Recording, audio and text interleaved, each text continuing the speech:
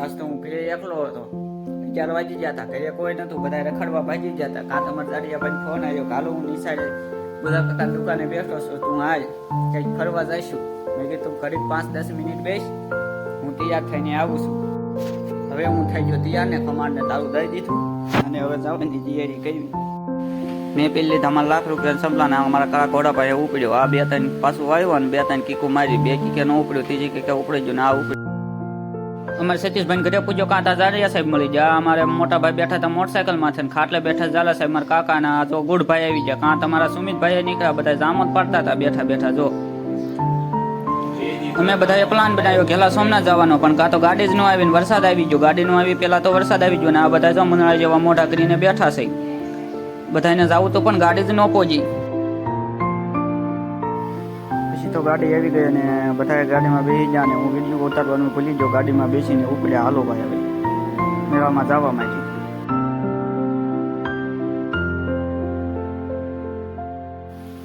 એક બાજુ બધાની મેળાનો રખ હતો ને એક બાજુ વરસાદ ચાલુ હતો. અમે આ ગામમાં પોગવા આવી ગયા.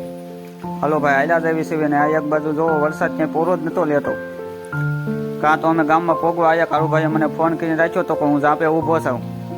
આ ઝાંપે પૂજી ગયા અને સંદીપભાઈને લઈ લીધા. કાં વિશાલ કે મારે સિગ્નેચર લેવી છે. હજુભાઈની દુકાને અમે સિગ્નેચર લેવા પહોંચી ગયા. આ સિગ્નેચર લઈ લીધું. શિરોડા માટે ગયું. શિરોડા વાળા લાઈક કરવાનું ભૂલતા નહીં. આ જો મારા ગાંઠડિયા ઠાઠામાં બેઠા બેઠા ફ્રી ફાયર રમતા હતા. કાં મારું આવી ગયું આ રંગીલું હડમતિયા વાળા કોમેન્ટ કરવાનું ભૂલતા નહીં. આવો હવે તો અમે નીકળી ગયા. હાલ્યા જતા કાં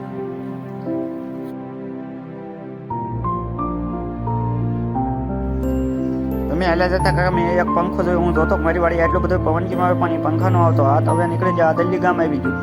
દિલ્હી ગામમાં બધા સામું જોઈ જતા. કાં તો મેં કીધું હવે જવા દો, કોઈને લઈ નથી જવા. અને નીકળી જ ગયા ફ્રૂસ કરતા અને ઉપડી જ ગયા. હવે તો જ્યાં મેં કીધું ઉભો જ ન રાખતો. ગાડીવાળાને મેં કહી દીધું અગાઉ.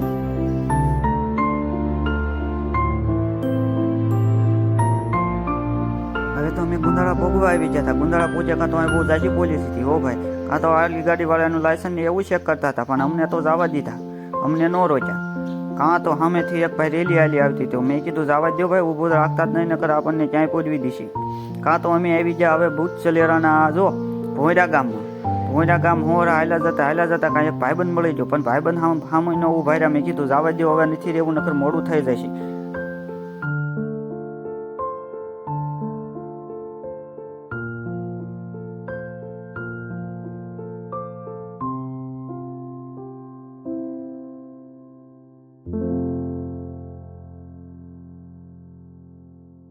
અમારી ગાડી તો લીવર જતી હતી. કાં તો અમે માણસો આમાં મળ્યા. પછી સાંભળ્યું કે અહીંયા તો બિલેસરનો મેળો ચાલુ છે. હા કાં તો અમે બિલેસર પૂજ્યા. કાં તો ઓહો અહીંયા પણ મેળાની મોજ જામી હતી. અમે ના ન ઉભા રહ્યા અને જવા જ દીધી ગાડી સીધી.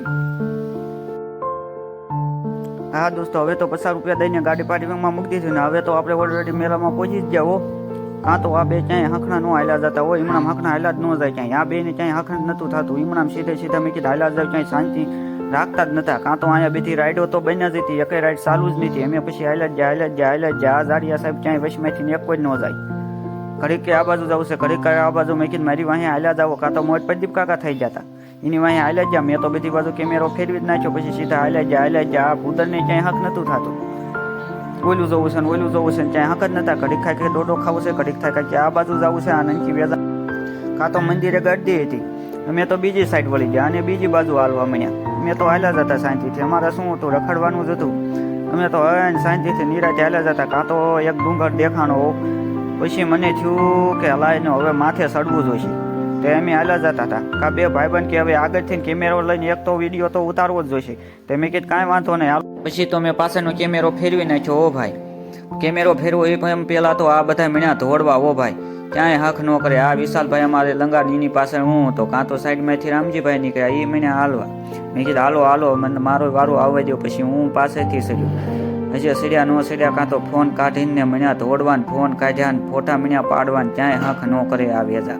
ઓલા ત્યાં તો આગળ વી ગયા.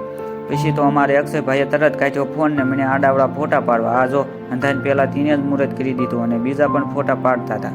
મેં તો ઉપર સીડ્યા જતા. કાં તો એક ભાઈનું ઝૂંપડું દેખાતું હો ભાઈ. કાં તો એ ભાઈનું ઝૂંપડે મેં એ બાજુ હાલ્યા ગયા. કાં તો એ ભાઈ ખાવાનું બનાવતા હતા. ત્યાં મેં નાખીને આગળ નીકળી ગયા ને આ થોડોક મેળો તમને દેખાડી દો. વાવો ઉપરથી માહોલ હતો અને સગડોળ બગડોળ તો પહેલેથી જ બંધ હતો. પછી પછી બધાને હેઠા ઉતાર્યા હો, પછી હેઠા ઉતારીને પાછા મેં કીધું હવે તો ઉતરો પાછો બધામાં મને બધા રખડવા, કાં તો બધા કે મારો આગળ થઈ ગયો, હું થોડીક મોડ થઈ ગયો ને આ ઉપડ્યા. પછી તો બધા કે હાલો હવે મંદિર બાજુ નથી જવું. મેં કીધું હાલો તો ખરો, આમ નીકળો તો ખરા. પછી તો પાછા વળવાની તૈયારીઓ કરતા ને પાછા વળે ને ભાઈ હવે ઉપડ્યા. ખાતો મંદિરના દરવાજે પૂજ્યા ને હા બહુ ગાડી હતી.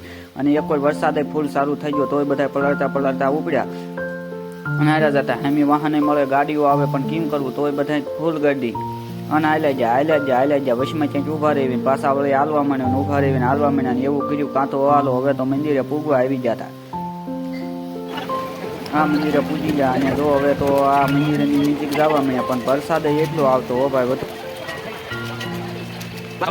હવે તો મંદિરે સીધા બરોબર આવી ગયા ને બહુ વરસાદ હતો, બધા ટાઈટ ચડી ગઈ. એક ભાઈ ગારા વ્યવસ્થાની છે હેઠ ઊભા રહી ગયા, બહુ ટાઈટના ઠીંગરાતા હતા અને માણસો હવે હલવા થઈ જતા ને એને પારવા હાલ્યા જતા. હવે તો બધા મેં કર્યું હો ભાઈ અને પછી હવે ભાઈ પછી તો દાંત કાઢી જાય તમારું હાથમાં દીધું ટાઈટ કર્યું હો ભાઈ. પછી તો બેન કરાવ્યું. કાં અમારે કાળું ભાઈ તો બીજા ગાડીમાં ફેરા શરૂ કરી દીધા. પેસેન્જરને બોધ કરવા માંડ્યા. બે પેસેન્જર આવી ગયા, મિક્સરનો આંકડો કરી દીધા. ગાડીવાળા ભાઈને હરખું આવી ગયું ને હવે તો ઉપડી ગયા ને હવે તો